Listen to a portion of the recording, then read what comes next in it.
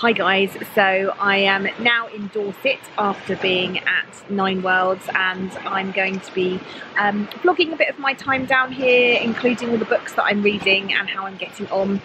We're currently on the beach and I am reading Lifelike by J. Christoph. I'm about 240 pages in. It's not living up to my expectations at the moment. I was hearing really great buzz, you know, 5-star reads from people. At the moment it's sitting on about a 3, potentially a 4 if something happens to change it, but I am finding it a really slow read, which is really annoying. It's taken me like 5 days to read. Normally, you know, I read a book this sort of size in 2 to 3 days maximum, even if I'm taking it slowly. So I'm struggling a little bit with it. It's set in a world where they have different types of robots. You have Machina, who are robots that need humans to survive. Logica, who have their own chips in them and their own intelligence. And then Automata, which have no intelligence whatsoever. And we're just following our main character, discovering the secrets of her past and finding out that maybe where she is isn't everything that she's imagined. It's a little bit, it just is something that I already know. It's one of those stories that you've heard before and you've seen before. So in that respect, I'm struggling a little bit with it. I'll come back to you when I've finished the book, but for now let me just give you a little view of what I'm looking at.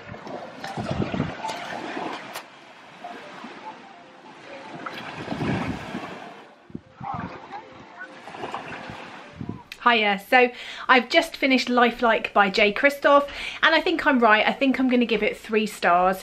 It just wasn't 4 stars for me. There was nothing that I didn't feel was predictable. I felt like a lot of this storyline, we could tell what was going to happen.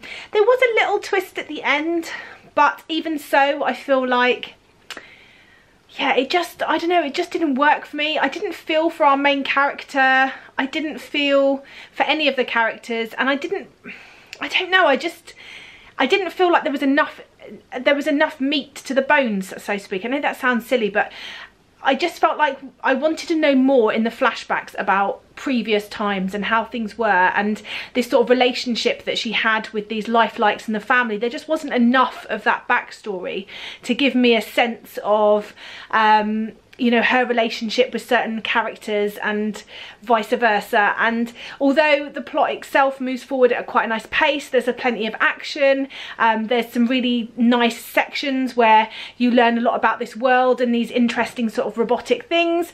Yeah, I just didn't feel like we got enough backstory and enough emotional connection with any of the characters. So 3 stars, and I'm not sure I'll carry on with this series, so I'm going to start on with my next one.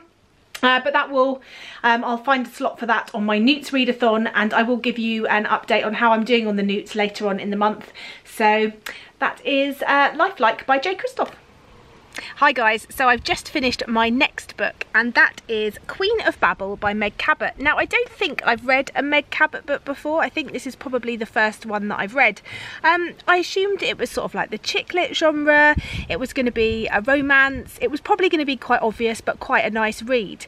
And I suppose in some ways it was. We're following our main character. She's an American, and she has fallen in love over one night with this English man, and he's gone back to England. She's only had one night of sort of meeting him where he rescued her, and so she's decided that she's going to go to his for a whole month. When she gets there, things aren't quite as she seems. She also realises that she hasn't written her thesis, which she didn't know she had to do. So in order to graduate, she's having to write her thesis, and she ends up going over to France to be with one of her friends and her friend's boyfriend, who are helping out at a chateau for a wedding. Now, it sounds like your general sort of rom-com-y romance book, and in some ways it was, but there were certain elements of this that I really didn't care for. There was too much talk about fat shaming and weight, and that being the only way to be happy, which I really just found annoying after a while. I found her whininess a little bit annoying, and the story was just very cliche. The evil villain, we knew from the start who that was going to be, so really I didn't really care for this one very much, which was a shame. And I think I'm torn between giving this one 2 or 3 stars. I mean, it was okay. I think I'm going to end up giving it 2 stars because it is a one that I think is one that I would recommend to anyone, which with a 3-star I sometimes will. So that's such a shame, but it does tick off another box for my Newt readathon. So in that is good. Okay, Leanne, just for you, I am showing you the start of the wildflower garden that is at the bottom of the garden here. There's not an awful lot out now because the weather's been a bit rubbish, but the 2 resident scarecrows are there, and this part, as you can see, is where it's all going to go. So they're working on that, and then behind this is the hills, and then you can see back up to the house.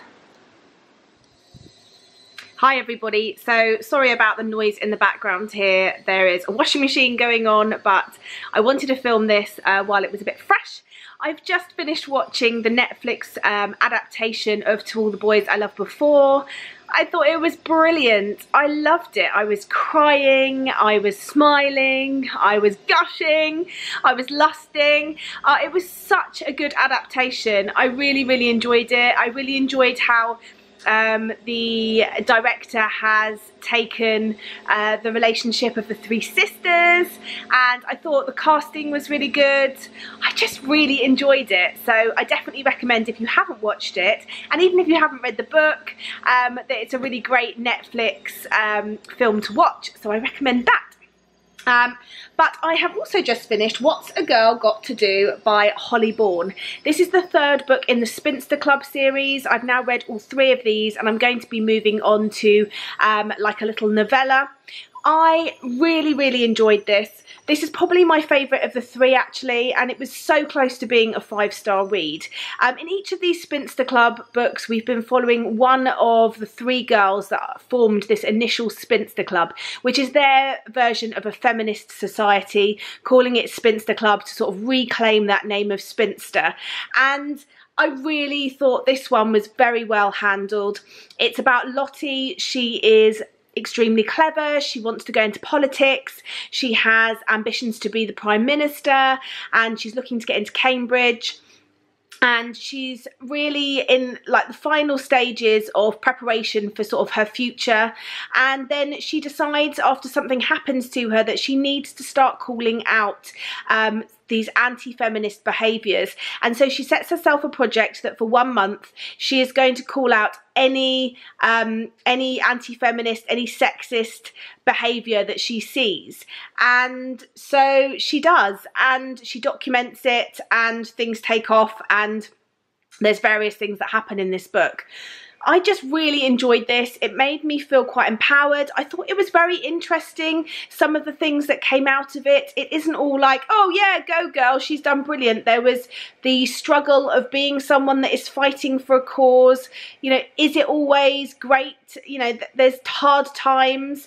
Even when you are making a difference, there's always doubt. There's always things that happen in the background. How hard it is to be someone that stands up and fights for something they believe in, and you know, those sort of decisions that you have to make when you want to be fighting for what you believe in. And I really enjoyed this look at it. I thought it was very uncompromising, I suppose. I didn't feel like it was pandering to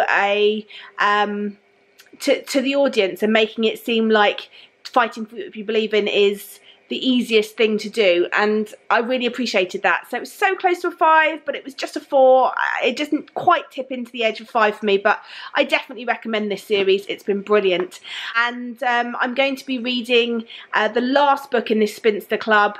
It's a sort of a little novella that comes afterwards, so I'm going to be reading that next, and then that series will be finished for me, and I'll be moving on to something else. And I will be moving on after I've read this to my books for the book swap-a-thon, so I will do a vlog for that, and that'll be up soon. But for now, I'm going to go and read this one. I'll come back to you on my thoughts on that before ending this vlog.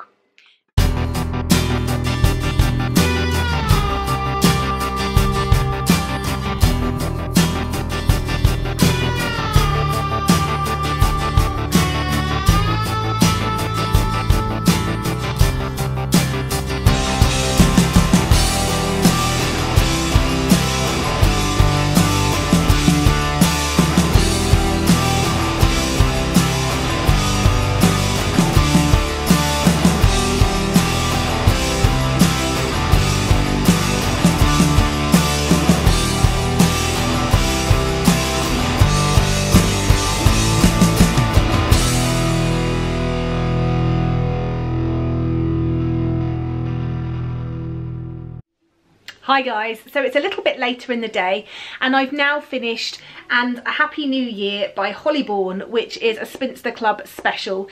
This is a bit of a wrap up of the series, I think. It's the three girls from three different perspectives on New Year's Eve. It's a year later, they've gone off to either colleges, universities or followed what's going on, and they're back together for a house party at Amber's house on New Year's Eve, and we're following the countdown to New Year from about 7 o'clock, and each girl and what's happening in their lives, what's happened to them, and just sort of a bit of a roundup of their future. And it was good, it was nice, but I felt like there could have been more. I feel like they could be more in this series, more of a full book.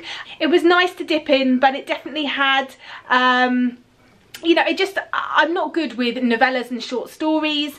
I felt like there could be more, and I felt like it was lacking in something. So it was good and it was nice and it was sweet, but I think I'm going to give it 3 stars. It wasn't quite up there with the novels themselves. So that is everything I've read.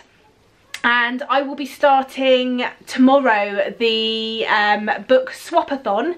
You can see my TBR, I'll link up my TBR video up above. So I will be getting on with those books. Now unfortunately the book that my buddy that I got linked up with didn't arrive before I left. And also unfortunately I think she's realised that it's already a book I've read. So that's fine, like things happen.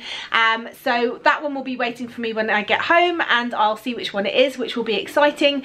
But I did ask her via email to recommend a couple that she thought I might like via email, so I did have one to read for the readathon. She's recommended 3 and I've picked one which I'm really excited about. So check out the video to find out about that one and my thoughts on it and all the other books in that TBR. But for now, I'll say goodbye and I look forward to speaking to you soon. Bye for now, BookTube.